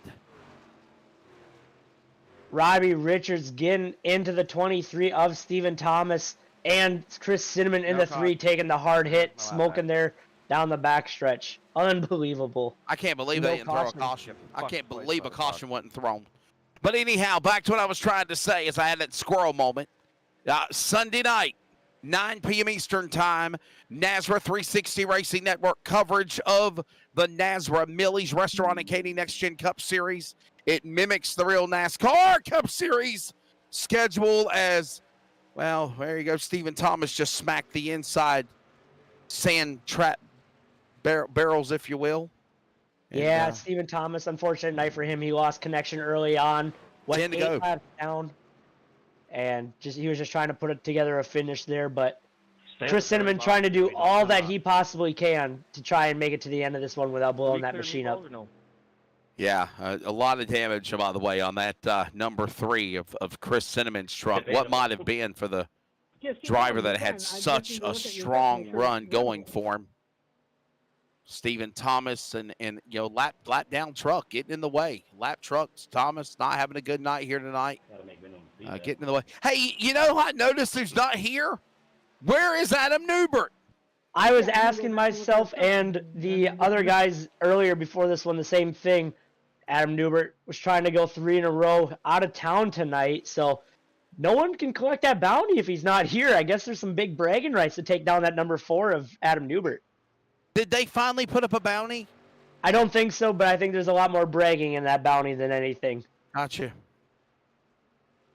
Well, I Right tell now- you what, we're in single digits now, ready to bring this one to the finish with 8 to go. And Stephen Light has now opened up a lead that is 6 seconds. Now, I will tell you this, Hunter. You want to talk about somebody that was wanting a caution flag just a moment ago when those trucks got collected? Doucette, Bradley, they wanted a yellow flag because I think they thought they could bunch him up and try to make a run. But I'm telling you, man, Stephen Light is just dominant here. Everything's worked in his favor. 7 laps to go. Pull out a broomstick, man. This guy has swept the events here. If he can hold on about 6 more laps unofficially and dominated here at Darlington Raceway. No doubt about it. Yeah, he has checked all the boxes tonight. He has done everything that he possibly needed to do. And he's going to come away with the most laps led with just about all of them, minus the few between that green flag pit stop. And he's going to come home with... I'm going to go on a safe limb here and say that he's going to come home with the win here tonight and carry in some good momentum into next week. Stephen Light, American Motorsports driver. Of course, ran long time in the ARCA Menard Series. He also competed in the NASCAR Cup Series, Xfinity, and Craftsman Truck Series. 36 years of age. Resides now in Asheville, North Carolina for the driver again. In addition to that, he was the 2012 NASCAR Cup Series Rookie of the Year. And he had over 150 feature race wins in real racing and quarter midgets and go-karts. And, of course, never got any wins in the Cup Series, but got him a win in the Xfinity Series. Of course, that was a win at Kentucky in 2007. And, of course, never a win in the Truck Series, but definitely a NASCAR competitor, no doubt about it. Ran 18 Cup races in 4 years, 161 Xfinity races in 11 years, and 4 truck races in 1 year. And it's pretty damn cool to have him joining us, if you will, for the NASRA Triple M Pulling Truck Series. And I'm telling you, you got to think, Hunter, and I'm going to ask him, did he use his prowess of racing Darlington back in the day to maybe help him out with this virtual drive here tonight? No doubt about it. He has whipped everybody, took him to the woodshed. For sure. I would have to assume that he has done his work. Like you said, he's been very good in the ranks of NASCAR, and I'm sure it doesn't translate exactly over, but I'm sure he's been able to take that knowledge and transition it into the sim here, as he's going to be leading with just 2 laps to go this time by. 2 laps remaining. Hunter, I hope you don't mind, my friend, if you can handle post-race, man. I've got to go to bed. I've got to get up early in the morning at 5 a.m. and drive down to the beach for my Flow Racing NASCAR broadcast obligations. And I've also got to eat dinner. I've not ate anything to eat today, man. I literally got up, been in meetings, had broadcasts, had the lacrosse radio broadcast, come here and sit in the chair to join you. And now we are down to the final lap. It is 1 more lap to go. Final lap around for the driver of Stephen Light from Asheville, North Carolina. The Mountain Man is about to pick up another win, Hunter, in the NASRA Triple M Pulling Truck Series at Darlington. He's in turn 3 for the final time. Absolutely dominating performance out of that 97 BP Racing for Autism. Stephen Light going to capture the Acme Marcus 200 win here at Darlington Speedway. The interval now is second for Joey Doucette. Right there at the line. 8.25 seconds between Joey Doucette, Keith Bradley. 4th place, 17 seconds back, just crossed the line. 19, close to 20 seconds back for 5th and 6th. That's, of course, McKinnon, Shepard. And now top 10, close to 24 seconds back to Stephen Light. Man, this guy was phenomenal, no doubt about it. Wow. I almost wrecked at the end there. Just an absolutely dominating performance. We saw it there in stage 1 where he led every lap. He checked out by about 4 or 5 seconds, and we knew right there that the 97 was going to be the talk of the show here tonight at Darlington, and he was just that. We're going to have to get an official lap counter on how many laps he did lead here tonight at Darlington. I mean, was there ever any time that he ever had anybody pass him? I mean, I think there was one time that somebody might have led a lap whenever green flag pit stops were going on. But I think he led 148 of 150. It had to have been. Yeah, seriously. Right now he is burning it down. I'm sure a very happy Stephen Light, Eric Zimmerman, the owner of that team. Definitely a good pick for Eric Zimmerman for that team there and that BP Racing for Autism. Yeah, you know, Zimmerman might have struggled in his truck race with the McDonald's Bill Elliott throwback, but one thing for sure, man, Stephen Light has definitely done everything he needs to do, and you know, and what he does, he loves to spread awareness for a great cause, and I'm sure, as always, he will talk about that here in Victory Lane with Hunter whenever we have our post-race wrap-up, as again, the Acme Markets 200 is in the books. Let's take a look at the results here tonight. Stephen Light, the winner. Look at the interval back to Joey Doucette. Interval back to Bradley, 10 seconds from 2nd to 3rd. Then it's going to be Robert Richards 4th. 5th will be Michael McKinnon. Dana Shepard 6th. Jose Luis Rivera 7th. Cody Knott is 8th. Brameza 9th. Brandon Bullock is 10th. Then it's Taylor Peacock, Blake Lothian, Dan Hagan, Ed Osborne, Jeff Sickles, Devin Painter, Eric Zimmerman, and Huck Wigington. By the way, 12 trucks on the lead lap. And, of course, there is your top 18 as Hunter will give you the rest of the rundown. Yeah, 19th is going to be that 3 of Chris Cinnamon. We saw him get caught up late in that last little bit of a wreck, running strong. Jacob Klinkar going to come home 20th. Jimmy Emos in the 21st spot. Stephen Thomas, 22nd. Justin White, your longtime second, third place runner in that 23rd finishing position. Zach Hartwick coming home 24th. And Nathan Maurer having some unfortunate issues. Running second, finishes out in the 25th spot. James Morris running out 26th. Chris Blanchard, Derek Kilgore, Ron Hunter rounding out top 29. And your CJ Fonda coming home 30th. And Johnny Lawrence and Trey Pitts getting caught up early in that first lap incident, being 31st and 32nd. Yeah, and again, big thanks to, of course, Mr. TJ Moore for handling the race directing operations, if you will. So, fun times. And Stephen Light, Joe Doucette, Keith Bradley will be on the way to grab a word with Hunter Parsons. He'll handle their post-race wrap-up. I'll be back with you guys on Sunday night after I take care of a little NASCAR broadcasting with Flow Racing over the weekend at the Battle of the Stars. And Hunter, been fun working with you again, man. It's been a good night. Just sheer domination by the Chevrolet of Asheville, Stephen Light. For sure, it was a good race here. Good, clean racing for the most part. A couple little bit of an incidents, but overall, I would say this was a very good race. For being Darlington, being a very tricky track to try and get around, and these drivers did a very good job adapting with one another, trying to be there at the end. Yeah, no doubt about it. By the way, thanks to Adam Flieger, Brady LaBeouf, all the people behind NASRA. William Taylor, hope we get him back here next week. Hunter, thank you again for letting me work alongside with you, buddy. And again, Stephen Light is the winner. We will take one more final commercial break. Hunter Parsons will handle your top 3 podium interviews and set the stage for what's coming next week. This is the NASCAR Triple M Pulling Truck Series and the Acme Markets 200.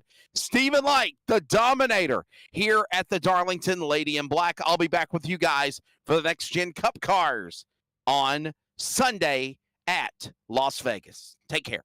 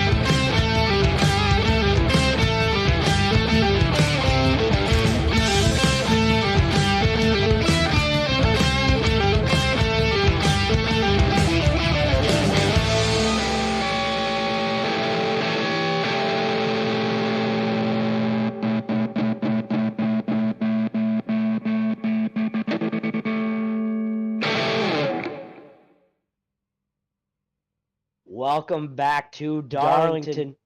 Welcome back to Darlington here tonight, where we just wrapped up the Acme Markets 200 here, where we saw the 97 of Stephen Light just annihilate the field here tonight. No one really contesting him for a race win. He did end up finishing with just about an 8.5-second lead over Joey Doucette and Keith Bradley.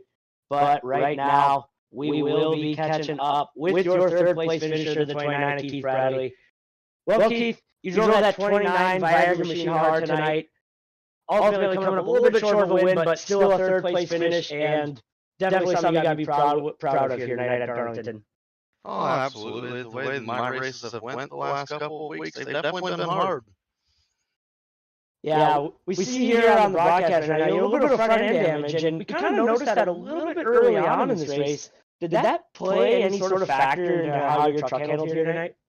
It was definitely tighter, and then as the run went, it just kept getting tighter and tighter and tighter to where I really couldn't do nothing but really back the corners up, and then it hurt me in the long run, which sucks, but it is what it is. Racing's racing. I want to apologize to Devin Painter. I got into him going into one. We had a slow truck in front of us, and I had no clue, and just got into him a little bit, but I think I've made really good friends with that wall in turn 4. we see a lot of drivers did make friends with both walls in turn 4 and turn 2. Early on in that final stage, we kind of saw you almost put a charge on Stephen Light. What was kind of your game plan there, trying to catch up with him and ultimately trying to put a pass on him, as he seemed to be at the top of the field here tonight?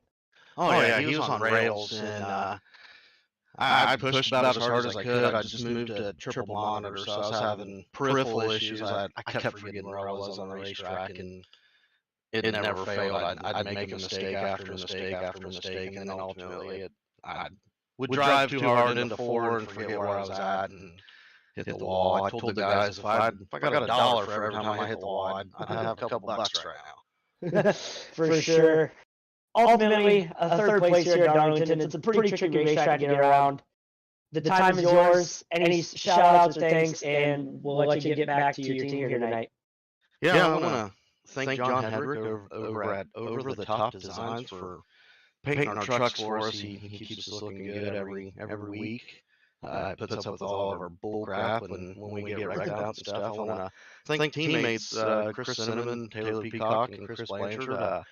We're slowly but surely finding our grip here. I know we've all had some really bad luck, but it's starting to turn around. And then thank Dan's Top Not Cheating Pulling. He hopped on board for primary sponsor this season again. Grant's Tactical Hydro Dipping. They're a new sponsor to us. Trying to remember, we got so many I can't.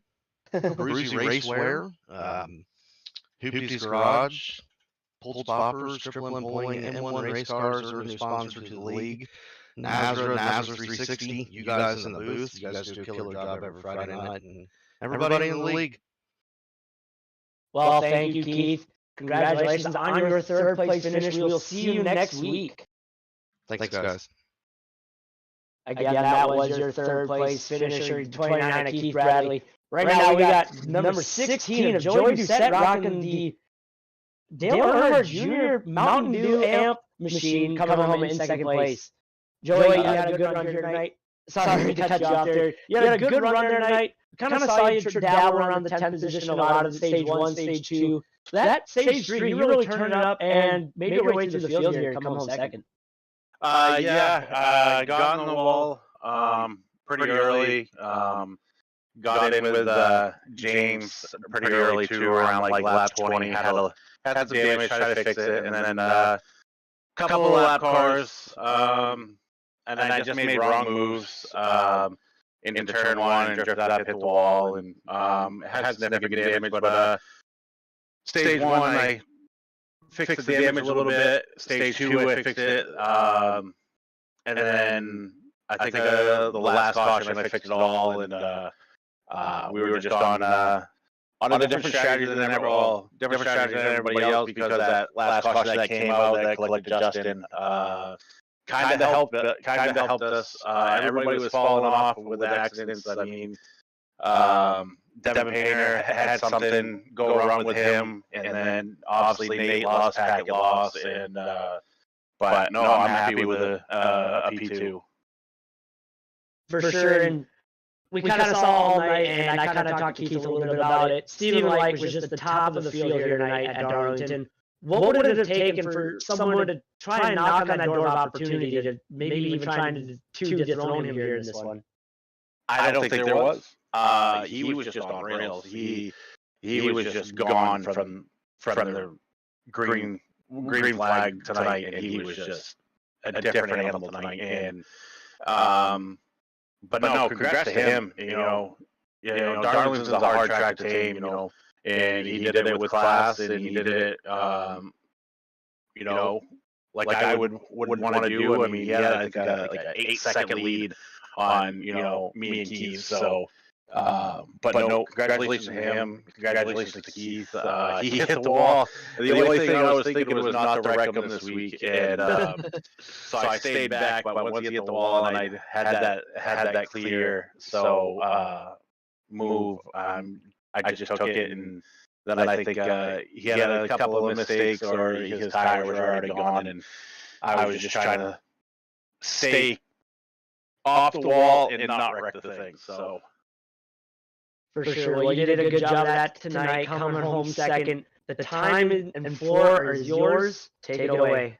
I'd like to thank Nazareth 360 Racing Network, Warrior Wraps, NRE Power Systems, M1 Race Cars, Over the Top Design, Hoopy's Garage, Pulse Poppers, Blanchard's Towing, Stogie's Triple M Pulling, Sim Racer Hub, Butt Kicker, and 213 Sim Wear. I'd like to thank Brady, you guys, everybody in the league. They're great group of guys, and hopefully we can continue. So we finished one place better. I've had 3 place finishes. Now I got a second. Now I got to go for a win. So I'm moving on up. Well, hopefully we'll get to talk to you here, getting that first place podium spot. So we'll let you get going tonight, and hopefully we'll see you next week at New Hampshire. I appreciate it. Bye. Again, that was your second place finisher, 16 of Joey Doucette. But right now, we are catching up with your race winner tonight, an absolutely dominating performance from the 97 BP Race for Autism, Stephen Light. Well, Stephen, we talked to you early in stage 1 after you won the stage by about 4.5 seconds. You kind of kept a nice gap throughout the entire race. Just an absolutely dominating performance here from you tonight. Yeah, the DP Autism car or truck was really good tonight. It was really just a tire management deal in the long run. And Keith Bradley really kind of screwed my strategy up a little bit. He had a damaged truck and was still making really fast lap times on fresh tires. So when he got back to the front there, it forced me to get a little out of my comfort zone or at least my original game plan for what I had planned for the race tonight. I knew if he got out in front of me, it was going to be pretty hard to get back around him because area is pretty important. But all in all, it was a really good race, clean race. And I want to say this: this is the first race I ran with a spotter, and I had my I had the radio turned off to the rest of the field. So everybody that saw the leaders coming and moved out of the way, bravo. I mean, that's really appreciated. Very professional. It was really nice to see that. Really good camaraderie. That was really nice to see. And there was times I was hitting the button thinking I was talking to the field, saying thank you for letting us by, and realizing after I was only talking to my spotter. So I want to say thank you for letting everybody by that was the leaders coming. That was really professional, and it was a lot of fun. Yeah, it was a very good race tonight. I believe we only saw one real caution for Netcode, or 2 cautions, one with Justin White, who was running second. But overall, very clean race. Wes couldn't be here for the interviews tonight. He had to get going. And he kind of had a question for you, and I'm sure he'll go back and watch this. His question for you was, how much of the real-life experience can you put into effect here in the sim that helped you get around here so well tonight? Well, I think there's a couple of things. Running here in real life obviously helps. Understanding what the setups can and can't do.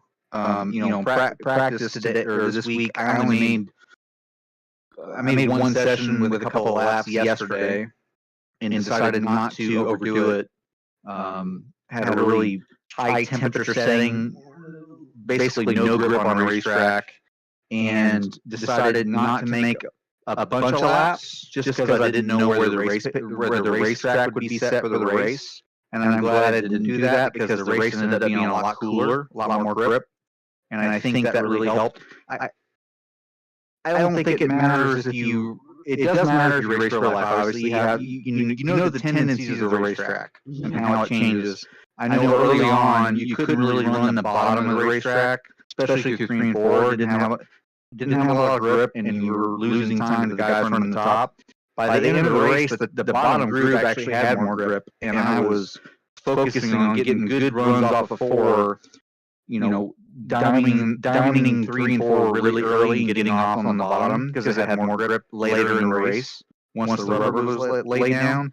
So it does matter to a point, but anyone out there trying to get into racing, whether it's, I don't care what level it is, always put yourself in the worst case scenario. So if you're trying to run any racetrack, always put it on the slickest setting, like or at least harder than what you think it's going to be in the race, and work off of that in practice. Get good at it, and then when the race comes, if it's cooler racetrack, more grip, then it's going to be easier because you're already going to understand how far you can go with the tires and the way they set up and all that stuff.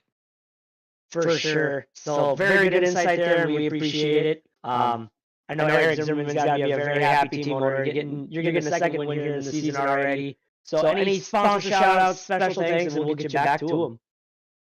BP Autism, 100% on sponsorship. Eric knows more about it than I do, but I'm glad to be a part of it. I'm privileged to be a part of it, and I appreciate him bringing me in. And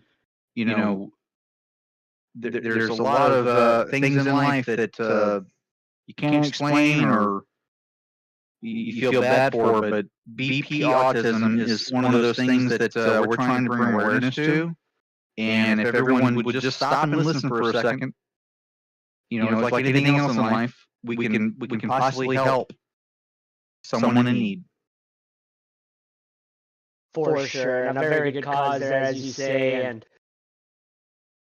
definitely going to have to try and get Eric in here at some point, and maybe even go into that a little bit more. But very good performance here tonight, and we will get you back to your team there and let you celebrate this one. Glad to have you. Thanks for having me. Love you. All right. Again, that was your race winner, the 97 BP Racing for Autism. Absolutely dominating performance tonight from that 97 Stephen Light. And that's just going to about wrap it up here at Darlington for the Acme Markets 200. These drivers are going to load up and head over to New Hampshire for next Friday night, as those drivers are going to be taking on that mile and a half, I do believe it is. See if Stephen Light can keep that momentum rolling, or if Adam Newberg can come back next week and try and make it 3 in a row for himself. But for now, that is going to do it on our Nazareth 360 Racing Network broadcast. I am Hunter Parsons. I was joined earlier by Wesley Outland here in the booth, and Adam Fleer, as always, giving you those crazy shots behind the camera. That is going to do it for us tonight here at Darlington Speedway. Thank you, and good night.